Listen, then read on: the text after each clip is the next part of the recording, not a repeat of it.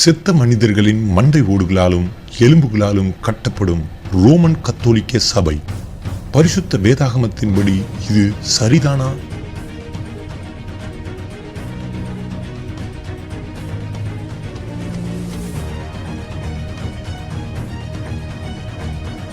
மரித்த மனிதர்களின் மண்டை ஓட்டை வணங்கலாமா?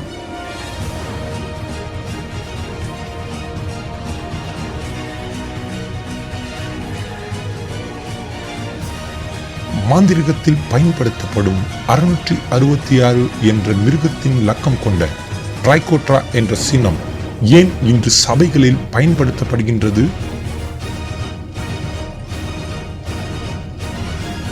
சாத்தான் சபையில் பயன்படுத்தப்படும் ட்ரையாங்கிள் என்ற சின்னம் ஏன் கிறிஸ்துவ திருத்துவ படங்களில் பயன்படுத்தப்படுகிறது?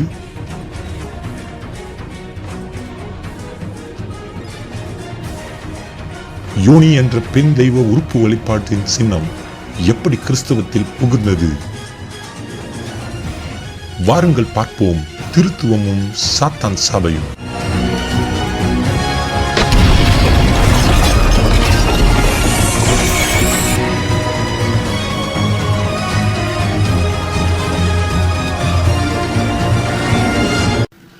திருத்துவம், திரியேகம் என்ற வார்த்தை வேதத்தில் இல்லாத பட்சத்தில் இன்று அநேக கிறிஸ்தவர்கள் நமது மகிமையுள்ள தேவனை திரியேக தேவனே என்று ஆராதிக்கின்றனர்.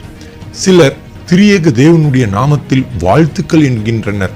இப்பொழுதும் ஒரு ஊழியக்காரர் வேதத்தில் இல்லாத திரியேக தேவனின் நாமத்தில் வாழ்த்துதல் தெரிவிக்கிறார். இதை பாருங்கள்.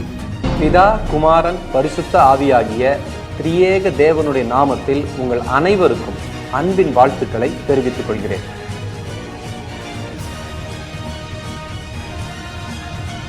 நம்முடைய வேதாகமத்தில் உபாகமம் 6ஆம் அதிகாரம் 4ஆம் வசனம் இவ்வாறு கூறுகிறது: இஸ்ரவேலை கேள், நம்முடைய தேவனாகிய கர்த்தர் ஒருவரே கர்த்தர்.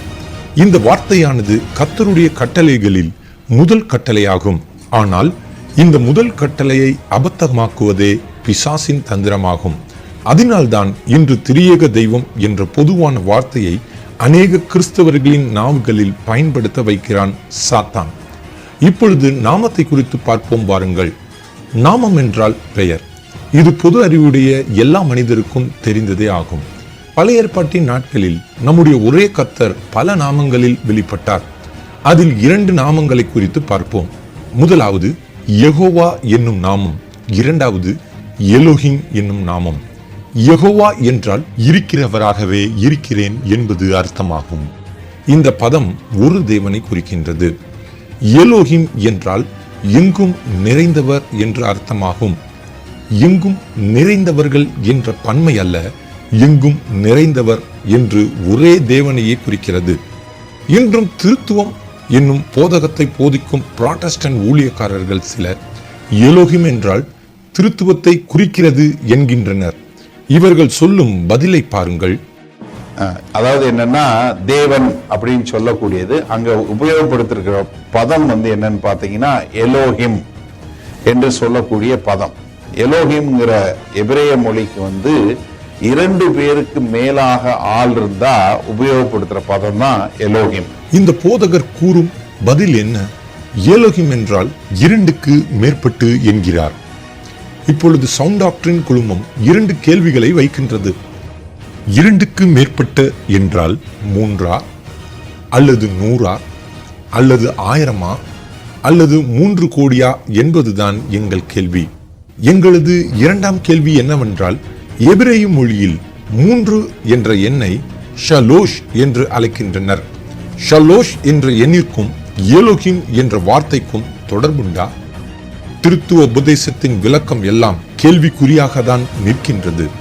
காரணம், இது சாத்தான் விதைத்த குழப்பமாகும். மேலும் இன்று சில சபைகளில் தலைப்பு பெயர்கள் இவ்வாறாக சூட்டப்படுகிறது: திருத்துவ CSI சபை, திருத்துவ லுத்தரன் சபை, திருத்துவ AG சபை என்றெல்லாம் தலைப்பு பெயர்களை சூட்டுகின்றனர். இப்பொழுது கேள்வி ஒன்றுதான்: திருத்துவம், திரியேக நாமம் என்ற வார்த்தைகள் வேதத்தில் இல்லாத போதும் புதிய ஏற்பாட்டின் அப்போஸ்தலர்கள், பழைய ஏற்பாட்டின் தீர்க்கதரிசிகள் இந்த திரியேக தேவன் என்ற நாமத்தை பயன்படுத்தாமல் இருந்த பொழுதும் ஏன் இக்கால கிறிஸ்தவர்கள் போதகர்கள் பயன்படுத்துகின்றனர்? திருத்துவம் திரியேகம் என்ற வார்த்தையை வைத்து ஜெபிக்கலாமா? திரியேக தேவன் என்பது அவருடைய நாமமா? திரியேகம் என்ற வார்த்தையை பயன்படுத்தும் போது யார் கிரியை செய்வார்கள்? வாருங்கள் பார்ப்போம். எங்களது முந்தைய பாபிலோனிய திருத்துவம் என்ற ஒளிப்பதிவில் 12 விதமான திரியேக தெய்வத்தை குறித்து பார்த்தோம். சுருக்கமாய் அந்த தெய்வங்களை குறித்து பார்ப்போம் வாருங்கள்.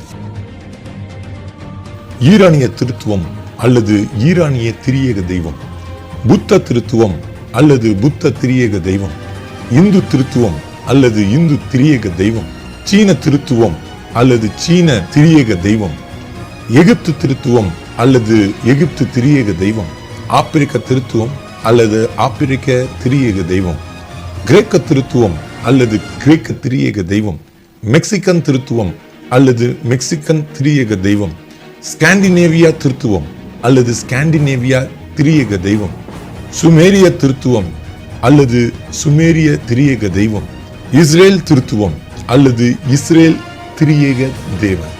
இப்பொழுது ஒரு கிறிஸ்தவன் திரியேக தேவன் என்ற நாமத்தை சொல்லி ஜெபிக்கும் போது யார் கிரியை செய்வார்கள் என்பதை நீங்களே சிந்தித்து பாருங்கள். திரியேக தேவன் என்ற நாமத்தை பயன்படுத்தலாமா? இதை பற்றி வேதம் என்ன சொல்லுகிறது?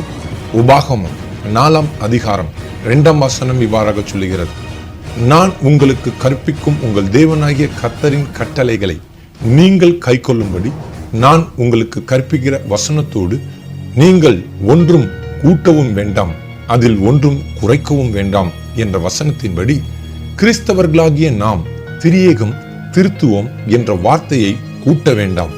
திருத்துவம் திரியேகம் என்பது பிசாசின் தந்திரமே ஆகும். 2 கொரிந்தியர் 6ஆம் அதிகாரம் 14ஆம் வசனம்: அந்நிய நுகத்திலே அவிசுவாசிகளுடன் பிணைக்கப்படாதிருப்பீர்களாக. நீதிக்கும் அநீதிக்கும் சம்பந்தம் எது? ஒளிக்கும் இருளுக்கும் ஐக்கியம் எது? கிறிஸ்துவுக்கும் பேலியாளுக்கும் இசைவேது? அவிசுவாசியுடனே விசுவாசிக்கு பங்கேது?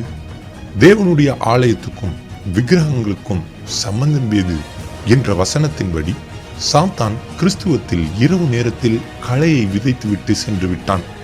சில கோதுமை மணிகளுடன் ஒன்றுமில்லா பதர்களும் தன்னை கோதுமை மணியாகவே காட்டிக் கொண்டிருக்கிறது. ஆம், இன்று திருத்துவம் என்ற கள்ள உபதேசத்தில் மறைந்திருக்கும் சாத்தான் சபை சின்னங்களை பற்றி பார்ப்போம் வாருங்கள். முதலாவது ட்ரைகூட்ரா என்று அழைக்கப்படும் திருத்துவ சின்னம் எப்படி சாத்தான் சபையில் பயன்படுத்தப்படுகிறது என்பதை பார்ப்போம். பரிசுத்த வேதாகமத்தில் இந்த ட்ரைகூட்ரா சின்னத்தை கர்த்தராகிய இயேசு கிறிஸ்துவோ சீஷர்களோ யாரும் இதை பயன்படுத்தினதில்லை. பின்பு எப்படி இந்த திருத்துவ சின்னம் கிறிஸ்துவத்தில் புகுந்தது? இதற்கு பின்னணியில் இருப்பது பாபிலோனிய சூரிய வழிபாடு ஆகும். திருத்துவ சின்னத்தில் இருக்கும் 3 வட்டங்களும் சூரியனின் நிலைகளை குறிக்கிறது.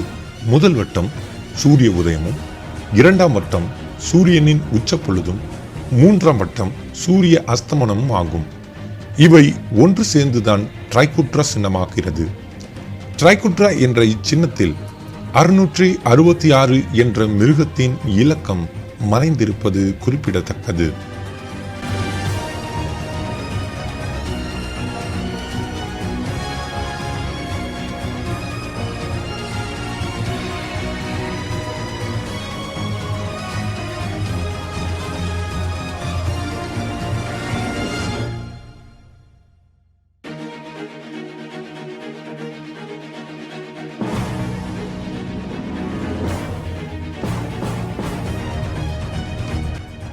ட்ரைகூட்ரா என்ற இச்சின்னத்தை செலக்டிக் ஆர்ட் என்று அழைக்கின்றனர்.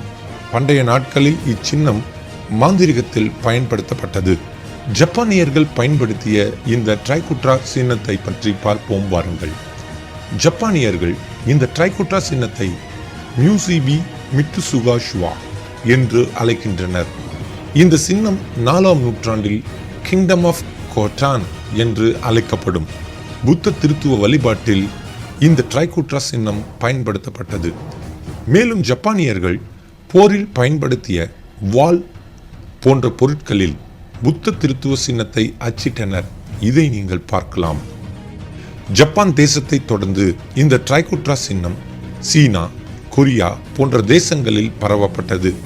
சீன தேசத்தில் யிங்யாங் என்ற சீன சின்னத்தில் ட்ரைகூட்ரா சின்னம் பயன்படுத்தப்பட்டுள்ளது.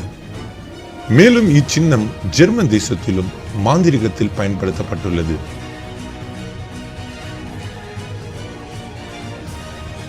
சாத்தான் சபை உறுப்பினர் அலிஸ்டர் குரோலி என்பவர் ஜாதகம் பார்க்கும் அட்டைகளை உருவாக்கிய போது த ஹெய்ரோபேண்ட் என்ற அட்டையில் ட்ரைகுட்ரா திருத்துவ சின்னத்தை உருவாக்கினார்.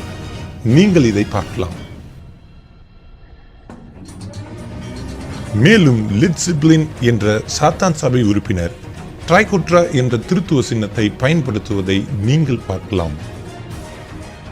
சாத்தான் சபை உறுப்பினர்களால் மாந்திரிகத்தில் பயன்படுத்தப்படும் புக் ஆஃப் ஷேடோஸ் என்ற புத்தகத்தில் ட்ரைகுட்ரா என்ற திருத்துவ சின்னத்தை நீங்கள் பார்க்கலாம்.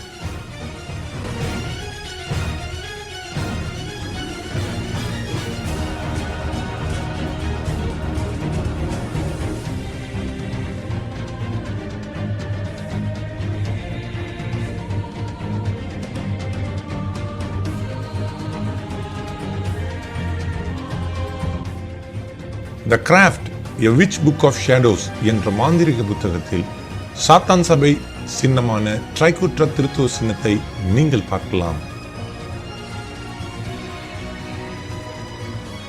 சாத்தான் சபைகளில் பயன்படுத்தப்படும் ஸ்டெர்லிங் சில்வர் ரிங்ஸ் என்று அழைக்கப்படும் சாத்தான் சபை மோதிரங்களில் ட்ரைகுட்ரா என்று அழைக்கப்படும் திருத்துவ சின்னத்தை நீங்கள் பார்க்கலாம்.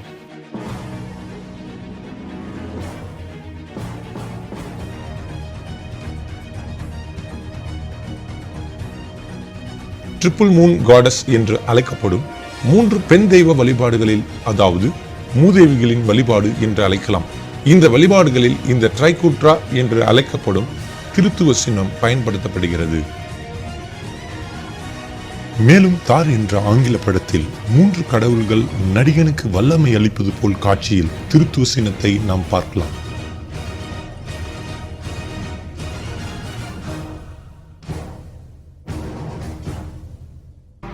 ஆனால் இப்பொழுது கேள்வி ஒன்றுதான். சாத்தான் சபையில் பயன்படுத்தப்படும் ட்ரைகுட்ரா என்னும் சின்னம் ஏன் ரோமன் கத்தோலிக்க சபைகளில் உள்ளது?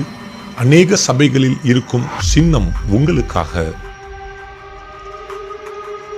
ஏன் இச்சின்னம் மரியாளின் உடையிலும் ரோமன் கத்தோலிக்க தலைமை போதகர் தலைக்கவசங்களிலும் உள்ளது?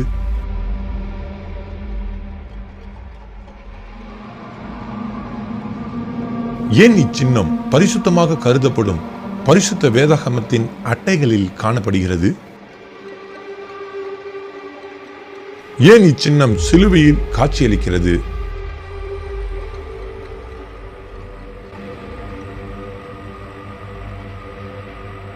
ட்ரைகுட்ரா என்ற திருத்துவ சின்னம் திருத்துவ போதனை வைராக்கியத்தின் காரணமாக ரோமன் கத்தோலிக்க பாதிரியார் செயின்ட் பேட்ரிக் என்பவரால் ரோமன் கத்தோலிக்க சபையில் அறிமுகப்படுத்தப்பட்டது. இவை அனைத்தும் புத்தியில்லா கன்னிகைகளின் அடையாளமா அல்லது திருத்துவம் அந்தி கிறிஸ்துவின் போதனையா? கணக்கு ஒப்புக்கும் காலம் ஒன்று வரும். கர்த்தர் கணக்கு கேட்பார். மனம் திரும்புங்கள்.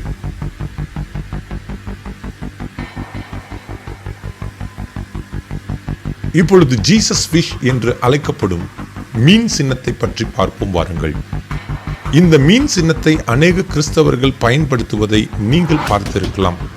ஆனால் கர்த்தராகிய இயேசு கிறிஸ்துவோ அப்போஸ்தலர்களோ வேதாகமத்தில் இச்சின்னத்தை பற்றி ஒன்றும் சொல்லவில்லை என்பது குறிப்பிடத்தக்கது. இச்சின்னம் ரோமன் கத்தோலிக்கர்களால் கொண்டு வரப்பட்டவை ஆகும். இச்சின்னம் ட்ரைகுட்ரா என்ற திருத்துவ சின்னத்திலிருந்து வந்தவை ஆகும். எப்படி இச்சின்னம் கிறிஸ்துவத்தில் புகுந்தது? முதலில் இச்சின்னம் 2ஆம் நூற்றாண்டில் கிறிஸ்தவர்கள் இரகசிய கிறிஸ்தவ சின்னமாக தான் கிறிஸ்தவன் என்ற அடையாளத்தை காண்பிப்பதற்காக பயன்படுத்தப்பட்டவை ஆகும். இதை கிரேக்கர்கள் எக்தீஸ் என்று அழைக்கின்றனர். எக்தீஸ் என்றால் இயேசு கிறிஸ்து கடவுளின் மகன் என்று அர்த்தமாகும். மேலும் இச்சின்னம் கிறிஸ்துவத்தில் பயன்படுத்தப்படுவதற்கு காரணம் கர்த்தராகிய இயேசு கிறிஸ்து மீன்பிடி தொழில் செய்தவர்களை சீஷர்களாக மாற்றியதின் காரணமாக இச்சின்னம் கிறிஸ்துவத்தில் பயன்படுவதாக கூறுகின்றனர். இச்சின்னத்தை பயன்படுத்துங்கள் என்று கர்த்தராகிய இயேசு கிறிஸ்து உரைத்ததாக எங்கும் வேதாகமத்தில் வசனமில்லை. 3ஆம் நூற்றாண்டில் ரோமன் கத்தோலிக்கர்களால் உருவாக்கப்பட்ட சின்னம்தான் ஜீசஸ் ஃபிஷ் சின்னமாகும். திடுக்கிடும் தகவல் என்னவென்றால் இச்சின்னம் கிறிஸ்தவத்தில் நுழைவதற்கு முன்பே பெண் தெய்வ உறுப்பு வழிபாட்டில் பயன்படுத்தப்பட்டவை ஆகும். யோனி என்ற பெண் தெய்வ உறுப்பு வழிபாடே ஆகும். இச்சின்னம் சீனர்கள், எகிப்தியர்கள், கிரேக்கர்கள், ரோமானியர்கள் போன்றவர்கள் பெண் தெய்வ வழிபாட்டில் பயன்படுத்தப்பட்டவைகள் ஆகும். குறிப்பாக கிரேக்கர்கள் மீன் பெண் தெய்வம் என்று அழைக்கப்படும் அப்ரோடியைட் சலேஷியா என்ற பெண் தெய்வத்தை மீன் தின்று வணங்கி உடல் உறவும் கொள்வர். இவர்களுடைய சின்னம் மீன் சின்னமாகும். மேலும் இந்துக்கள் காமாக்கியா பூஜையின் இச்சின்னத்தை பயன்படுத்துகின்றனர். அதை நீங்கள் பார்க்கலாம். இப்படிப்பட்ட சின்னங்கள் கிறிஸ்தவத்தில் எதற்காக? ஆவிக்குரிய கண் மறைக்கப்பட்ட புத்தி இல்லாத கன்னிகையே, மனம் திரும்பு, நியாய தீர்ப்பின் நாட்களில் கணக்கு ஒப்புவிக்க வேண்டுமே. ட்ரைகுட்ரா என்னும் திருத்துவ சின்னத்தை தொடர்ந்து ட்ரையாங்கிள் என்னும் திருத்துவ சின்னத்தை பற்றி பார்ப்போம் வாருங்கள். அதற்கு முன்னர் சாத்தான் சபையில் பயன்படுத்தப்படும் ஒற்றை கண் வைத்த ட்ரையாங்கிள் சின்னம் பற்றி பார்ப்போம் வாருங்கள். இப்பொழுது நீங்கள் பார்த்து கொண்டிருப்பது சாத்தான் சபை பவ் ஹவுஸ் சின்னமாகும். இந்த சின்னம் சாத்தான் சபையில் மிகவும் முக்கியம் வாய்ந்தவை ஆகும். மேலும் சாத்தான் சபை உறுப்பினர்கள் சிகில் ஆஃப் லூசிஃபர் என்ற சாத்தான் சபை நெக்லஸை பயன்படுத்தி வருகிறதையும் நீங்கள் பார்க்கலாம். ஒற்றை கண் வைத்த ட்ரையாங்கிள் சின்னம் இலுமினாட்டி குரூப்பில் இருக்கும் முக்கியம் வாய்ந்த சின்னமாகும். இந்த சின்னத்தை நீங்கள் பார்க்கலாம். இப்பொழுது திருத்துவத்தில் பயன்படுத்தப்படும் ட்ரையாங்கிள் என்ற சின்னத்தை பற்றி பார்ப்போம் வாருங்கள். திருத்துவத்தில் பயன்படுத்தப்படும் ட்ரையாங்கிள் சின்னம் எல்லா முக்கோணம் மூலைகளிலும் 60 டிகிரி அளவை காண்பிக்கும். முக்கோணத்தில் இருக்கும் 3 கோடுகளும் பிதா, குமாரன், பரிசுத்த ஆவியை குறிக்கிறது. இந்த சின்னத்தை எல்லா திருத்துவ படங்களிலும் நீங்கள் பார்க்கலாம். இந்த முக்கோணம் 666 என்ற லக்கத்தையே குறிக்கிறது. ஆனால் இப்பொழுது கேள்வி ஒன்றுதான், எப்படி இலுமினாட்டி சின்னம் சாத்தான் சபையில் பயன்படுத்தக்கூடிய ஒற்றை கண் வைத்த ட்ரையாங்கிள் சின்னம் ரோமன் கத்தோலிக்க சபைகளில் புகுந்தது? சில சின்னங்களை நீங்கள் பார்க்கலாம்.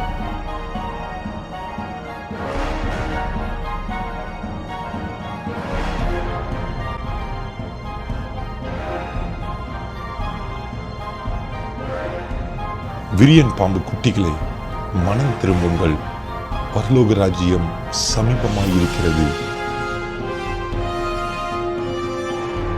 இன்று மறைமுகமாக சாத்தான் கிறிஸ்தவர்கள் மத்தியில் செயல்பட்டு வருகிறான். இந்த வஞ்சகன் மேலும் ஒருபடி மேல் சென்று இன்று அநேக கிறிஸ்தவர்களை மரித்து போன சடலத்தின் எலும்பு கூட்டை வணங்க செய்கிறான். இன்று ரோமன் கத்தோலிக்க சபையில் மண்டை ஓட்டு வழிபாடு நடைபெறுகிறது. இதை பாருங்கள்.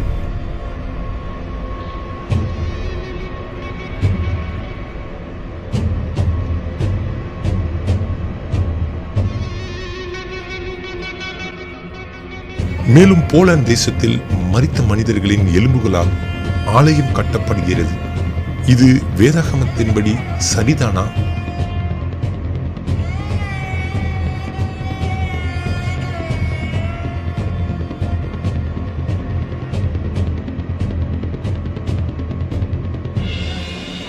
மரித்தவர்களை வணங்கலாமா? மரித்தவர்களை பற்றி வேதம் என்ன சொல்கிறது? பிரசங்கி 9ஆம் அதிகாரம் 5-6 வசனம். உயிரோடு இருக்கிறவர்கள் தாங்கள் மரிப்பதை அறிவார்களே, மரித்தவர்கள் ஒன்றும் அறியார்கள், இனி அவர்களுக்கு ஒரு பலனும் இல்லை, அவர்கள் பேர் முதலாய் மறக்கப்பட்டிருக்கிறது என்ற வசனத்தின்படி மரித்த மனுஷர்களை வணங்காமல் ஜீவனோடு இருக்கும் தேவனை நாம் வணங்கலாமே? என் அன்பு தேவஜனமே, இன்று நாம் வாழ்ந்து கொண்டிருக்கும் கடைசி நாட்களில் எழுப்புதலை தடை செய்வது சாத்தான். அவனுடைய பிரதான நோக்கம் தேவனை மறைத்து தேவனுடைய இடத்தை தான் பிடித்து விசுவாச பிள்ளைகளை தன்னை ஆராதிக்க வைக்க வேண்டும் என்பதே அவனுடைய நோக்கம். இதை பற்றி 2 தெசலோனிக்கேயர் 2ஆம் அதிகாரம் 3-4 வசனம் இவ்வாறு சொல்லுகிறது: எவ்விதத்தினாலும் ஒருவனும் உங்களை மோசம் போக்காதபடிக்கு எச்சரிக்கையாயிருங்கள், ஏனெனில் விசுவாச துரோகம் முந்தி நேரிட்டு கேட்டின் மகனாகிய பாவ மனுஷன் வெளிப்பட்டால் ஒழிய அந்த நாள் வராது. அவன் எதிர்த்து நிற்கிறவனாயும் தேவன் எண்ணப்படுவது எதுவோ ஆராதிக்கப்படுவது எதுவோ அவைகள் எல்லாவற்றுக்கும் மேலாக தன்னை உயர்த்துகிறவனாயும் தேவனுடைய ஆலயத்தில் தேவன் போல் உட்கார்ந்து தன்னைத்தான் தேவன் என்று காண்பிக்கிறவனாயும் இருப்பான் என்ற வார்த்தையின்படி முதலாவது இயேசு கிறிஸ்துவின் நாமத்தை மறைத்து பொதுவான வார்த்தையாகிய திரியேக தேவனே என்ற வார்த்தையை விசுவாசிகளின் நாவில் ஒலிக்க செய்து தன்னை மகிமைப்படுத்தி கொண்டிருக்கிறான் லூசிபர் என்னும் சர்ப்பம்.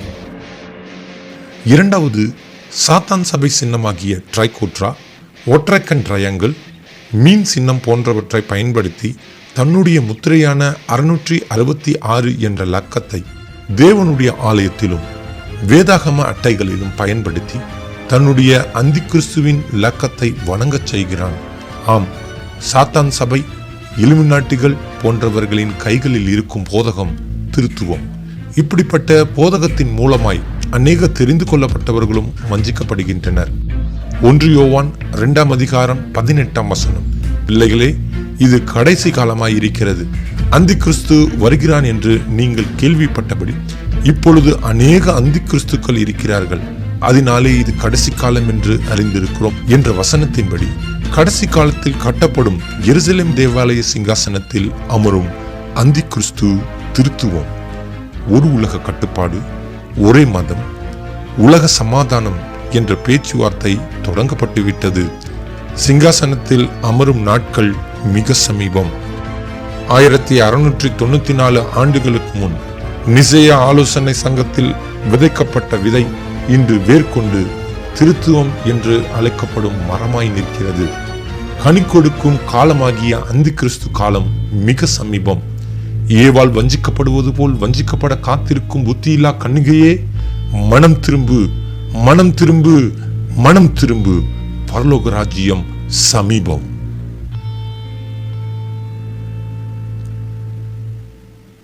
இந்நிகழ்ச்சி யாருடைய ஆன்மீக உணர்வுகளை புண்படுத்துவதற்கல்ல, மாறாக சிந்திப்பதற்கே. கர்த்தர் உங்களை ஆசீர்வதிப்பாராக. இந்த வீடியோவை அநேகருக்கு நீங்கள் பகிரலாம். மேலும் திடுக்கிடும் தகவலுடன் உங்களை மீண்டுமாய் சந்திக்க இருக்கிறோம். உங்களிடத்தில் இருந்து விடை பெறுவது உங்கள் சவுண்ட் டாக்டரின் குழுமம்.